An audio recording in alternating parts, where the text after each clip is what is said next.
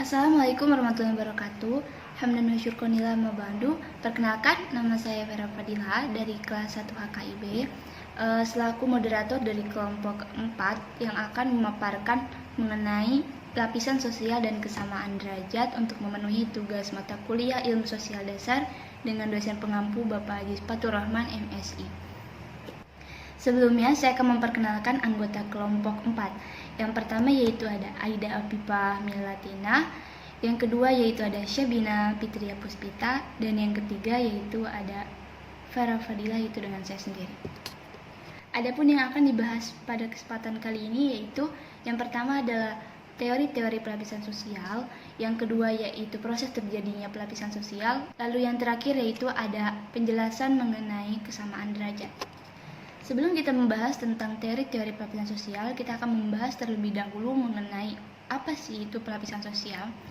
Pelapisan sosial adalah perbedaan antar kelas-kelas dalam masyarakat, atau bisa juga diartikan bahwa pelapisan sosial adalah pengelompokan masyarakat dengan kriteria-kriteria tertentu. Ada beberapa tokoh yang mengemukakan pendapatnya mengenai pelapisan sosial ini. Yang pertama yaitu Aristoteles. Aristoteles mengatakan bahwa dalam suatu negara itu terdapat 3 unsur. Yang pertama itu orang yang kaya sekali, lalu orang yang melarat sekali, dan orang yang berada di tengah-tengah keduanya, yaitu ia tidak terlalu kaya dan tidak terlalu melarat.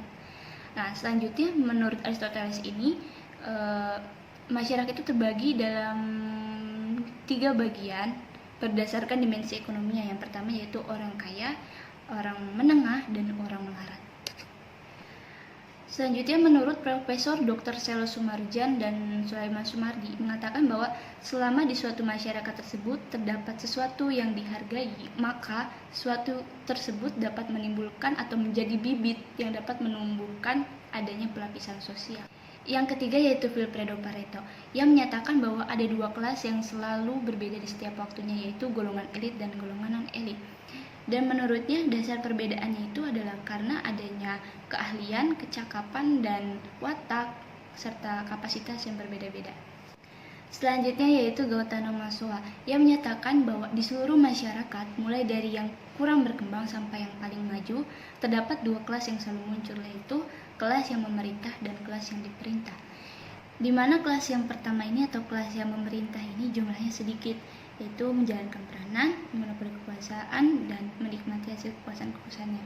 Sedangkan untuk kelas yang kedua yaitu kelas yang diperintah itu jumlahnya lebih banyak, yang mana mereka diarahkan, diatur atau diawasi oleh kelas pertama. Selanjutnya yaitu Karl Marx. Menurutnya terdapat 2 kelas di setiap lingkungan masyarakat, yaitu kelas yang memiliki tanah dan alat-alat produksi lainnya, dan yang kedua itu kelas yang tidak memiliki tanah dan hanya memiliki tenaga untuk disumbangkan dalam proses produksi. Dari teori-teori tersebut dapat disimpulkan bahwa terdapat ukuran-ukuran atau kriteria yang dipakai untuk menggolongkan masyarakat. Yang pertama yaitu ukuran kekayaan. Ukuran kekayaan ini di mana seorang yang mempunyai kekayaan yang banyak maka akan menempati kedudukan sosial yang tinggi. Selanjutnya yaitu ukuran kekuasaan. Ukuran kekuasaan itu di mana ada seseorang yang memiliki kekuasaan atau wewenang terbesar, maka dia akan menduduki lapisan sosial tertinggi pula. Selanjutnya yaitu ukuran kehormatan. Ukuran ini terlepas dari ukuran kekayaan dan kekuasaan, di mana seseorang yang disegani atau dihormati dalam suatu lingkungan masyarakat, maka ia akan menduduki posisi lapisan sosial teratas. Lalu ada juga ukuran ilmu pengetahuan. Ukuran ilmu pengetahuan ini hanya dipakai oleh masyarakat yang menghargai ilmu pengetahuan. Bahkan ukuran ini dapat menjadi negatif jika yang menjadi ukuran itu bukan ilmunya tapi gelar sarjananya. Tidak heran jika orang melakukan segala usaha demi mendapatkan gelar tinggi agar dapat dihormati. Selanjutnya yaitu proses terjadinya pelapisan sosial yang akan dijelaskan oleh Syabina Fitria Puspita. Proses terjadinya pelapisan sosial. Proses terjadinya pelapisan sosial itu ada 2. Yang pertama terjadi dengan sendirinya, dan yang kedua terjadi dengan sengaja. Yang pertama terjadi dengan sendirinya, yaitu pelapisan sosial yang terjadi secara alamiah. Proses ini berjalan sesuai dengan pertumbuhan masyarakat itu sendiri. Adapun orang-orang yang menduduki lapisan tertentu dibentuk bukan berdasarkan atas kesengajaan yang disusun sebelumnya oleh masyarakat itu, tetapi berjalan secara alamiah dengan sendirinya. Oleh karena sifat yang tanpa disengaja inilah, maka bentuk pelapisan dan dasar daripada pelapisan ini bervariasi menurut tempat, waktu, dan kebudayaan masyarakat dimanapun sistem itu berlaku. Pada pelapisan yang terjadi dengan sendirinya, maka kedudukan seseorang pada suatu strata tertentu adalah secara otomatis. Misalnya, karena usia tua, karena pemilikan kepandaian yang lebih, atau kerabat pembuka tanah, seseorang yang memiliki bakat seni atau sakti. Yang kedua terjadi dengan disengaja. Sistem pelapisan ini disusun dengan sengaja ditujukan untuk mengejar tujuan bersama. Di dalam pelapisan ini ditentukan secara jelas dan tegas adanya wewenang dan kekuasaan yang diberikan kepada seseorang.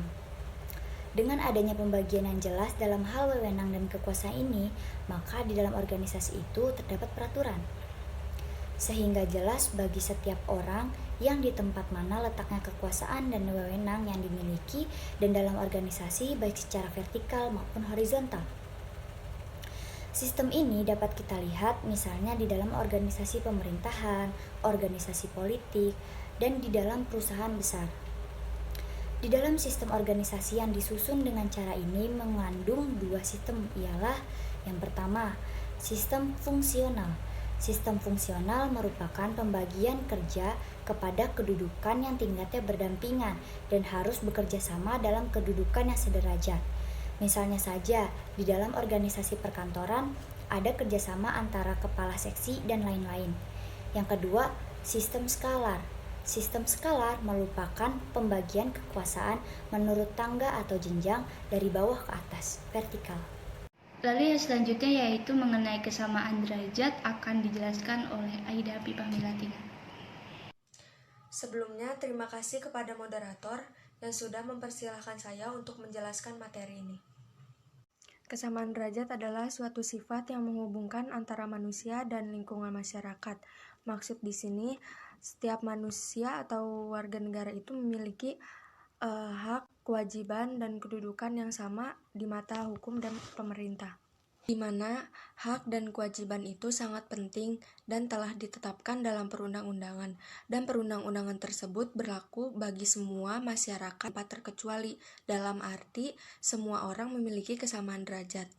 Adapun pasal-pasal yang berisi tentang persamaan hak, yang pertama ada pasal 27 ayat 1 yang isinya tentang kewajiban dasar dan hak asasi yang dimiliki warga negara, yaitu menjunjung tinggi hukum dan pemerintah. Yang kedua, pasal 28 yang isinya ditetapkan bahwa kemerdekaan berserikat dan berkumpul menyampaikan pikiran lisan dan tulisan. Yang ketiga, pasal 29 ayat 1 yang berisi tentang kebebasan memeluk agama bagi penduduk yang dijamin oleh negara. Dan yang terakhir, pasal 31 ayat 1 dan 2 yang berisi tentang mengatur hak asasi mengenai pengajaran. Dari pasal-pasal yang sudah saya sebutkan tadi, terkandung juga dalam Pancasila yang kedua yang berbunyi, kemanusiaan yang adil dan beradab, bahwa mengakui persamaan derajat, persamaan hak, dan kewajiban setiap manusia itu tanpa harus membeda-bedakan. Jadi kita harus saling menghargai dan mencintai sesama manusia. Dan adanya persamaan derajat ini, kita akan hidup rukun. Dan di sini juga saya akan memberikan beberapa contoh yang menunjukkan nilai kesamaan derajat. Yang pertama, ada pemimpin yang selalu membantu. Contohnya seperti ini. Ketua RT yang membantu warganya, seperti ikut partisipasi dalam gotong royong. Yang kedua, tidak merendahkan atau mencaci maki orang lain. Bisa diambil dari contoh, misalnya ada orang kaya, tidak menjelekkan orang yang miskin. Jadi masih saling menghargai gitu. Yang ketiga, berbagi ilmu. Maksud berbagi ilmu di sini bukan waktunya ulangan terus kita memberi jawaban kepada teman, tapi berdiskusi bareng atau kerja kelompok. Dan yang terakhir, membantu orang yang membutuhkan atau yang sedang kesulitan. Selanjutnya, materi tentang elit. Elit merupakan sekelompok orang dalam masyarakat yang menempati kedudukan tertinggi. Adapun bentuk penampilan golongan elit yang pertama, menduduki posisi tertinggi dan cenderung menjadi sorotan bagi seluruh masyarakat. Yang kedua, keunggulan dan keberhasilan menjadi faktor penentu kedudukan mereka. Yang ketiga, memiliki tanggung jawab yang lebih besar daripada masyarakat lain. Yang keempat, konsekuensi logis dari tiga hal yang sudah disebutkan tadi adalah imbalan yang sangat besar.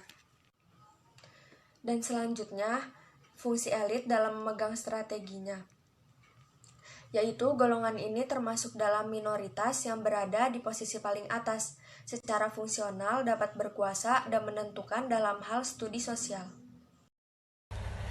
Pengertian massa. Istilah massa dipergunakan untuk menunjukkan suatu pengelompokan kolektif lain yang elementer dan spontan, yang dalam beberapa hal menyerupai crowd, tetapi yang secara fundamental berbeda dengannya dalam hal-hal yang lain.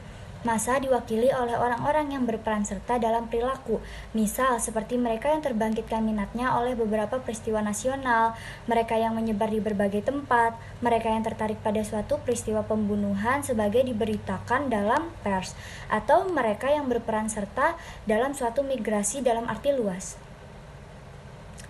Ciri-ciri massa. Beberapa hal penting yang merupakan sebagian ciri-ciri membedakan di dalam massa yaitu, yang pertama, keanggotaannya berasal dari semua lapisan masyarakat atau strata sosial, meliputi orang-orang dari berbagai posisi kelas yang berbeda, dari jabatan kecakapan, tingkat kemakmuran, atau kebudayaan yang berbeda-beda.